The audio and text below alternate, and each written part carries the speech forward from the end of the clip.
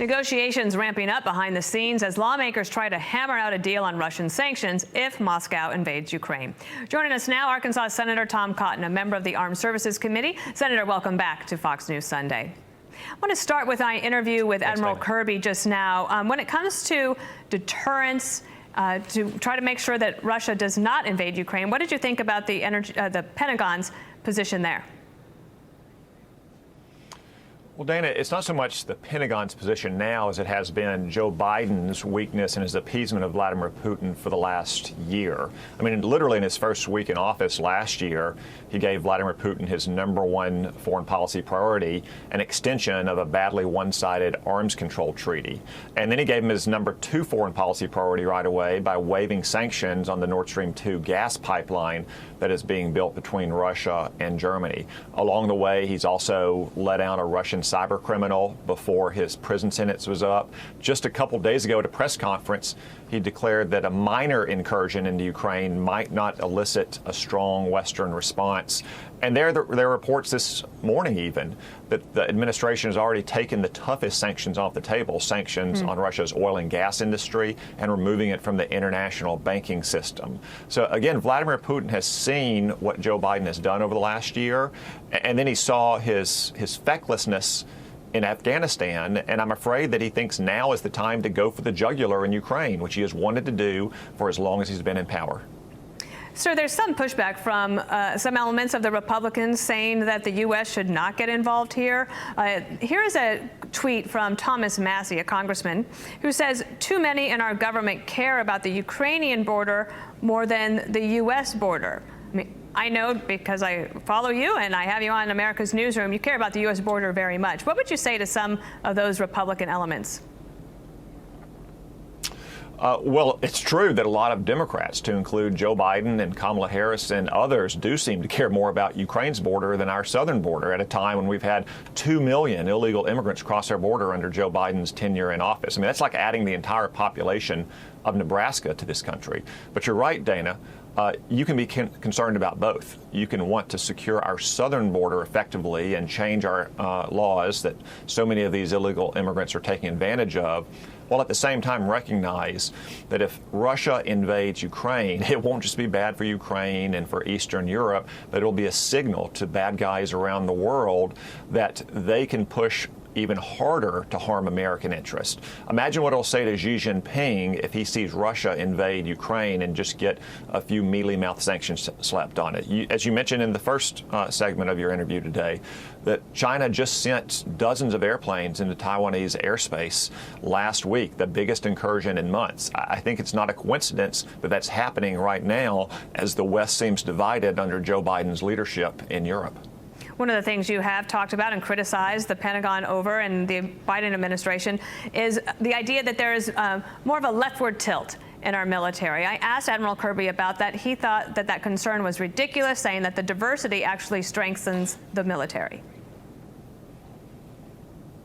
Well, it's not ridiculous, and it is happening. I can tell you, Dana, first we have had a whistleblower line up for many months. We've gotten hundreds and hundreds of calls about the kind of egregiously inappropriate training sessions that commands have had around the world.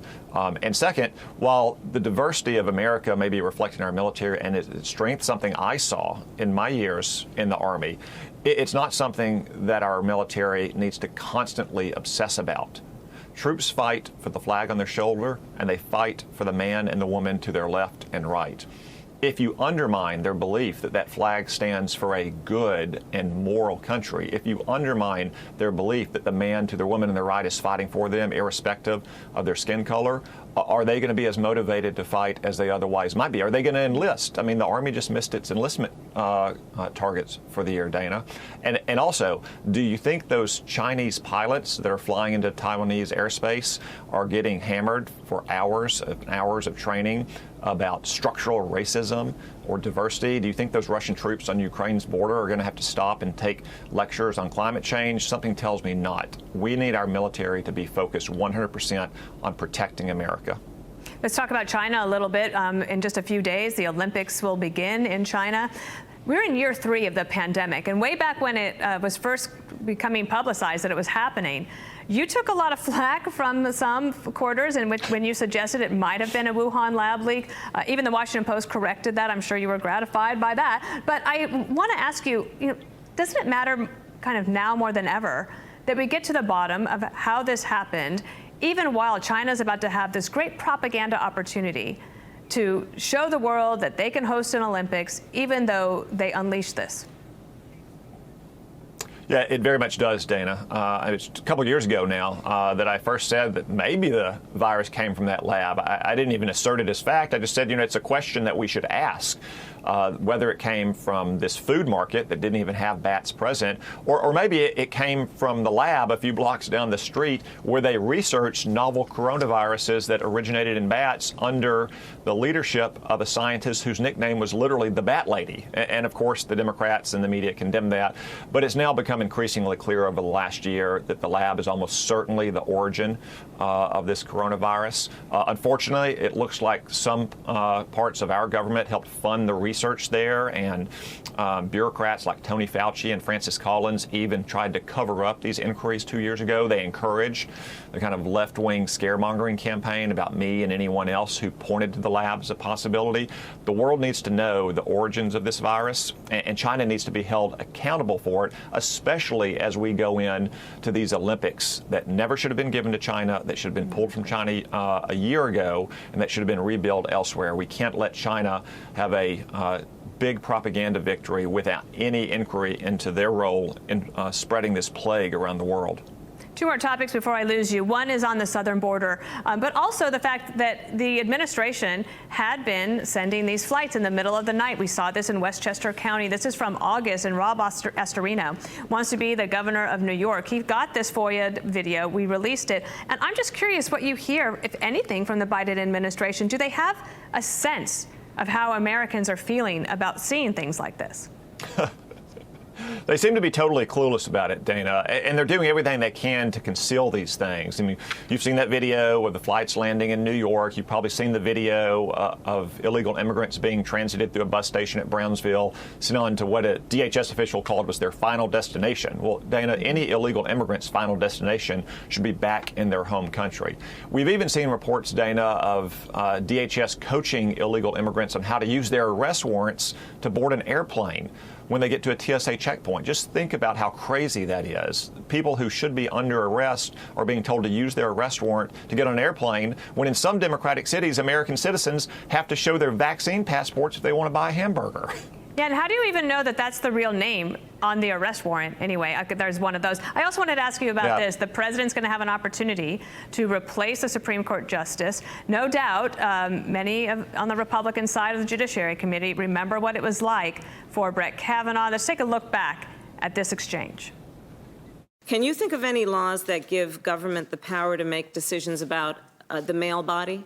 I'm happy to answer a more specific question, but Male versus female. there are medical procedures. Okay. That the government has the power to make a decision about a man's body? I thought you were asking about medical procedures. No. And it went on and on from there. And we also remember all the things that happened. In fact, a second hearing for him to defend himself.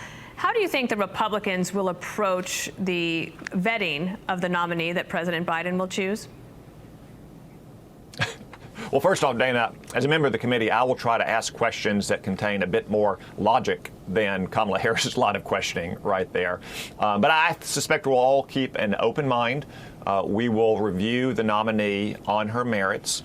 I can't say that I've got wild expectations that Joe Biden is going to nominate someone who I think I can support or many Republicans can support, because I've seen dozens of his nominees to the lower courts, and they've almost to a person been left-wing ideologues who think judges should make the law rather than apply and uphold the Constitution and the laws as they are passed. I can say one thing that I won't do, and I doubt any Republican will do, is engage in the kind of grotesque smear campaigns against the character of fine men like Clarence Thomas, or as we saw what happened with Brett Kavanaugh 2 years ago. We'll give a thorough vetting into any nominees' legal philosophies as well as their career and their character and their temperament. But we're not going to do what Democrats do, which is simply make up smears against a nominee. And I hope that that never happens again. Yeah, not looking back into yearbooks, so to speak. Thank you, Senator Cotton. Have a great time today watching any football game that you want to see, and hope that your team wins, whoever it may be. Thank you. Thank you, Dana.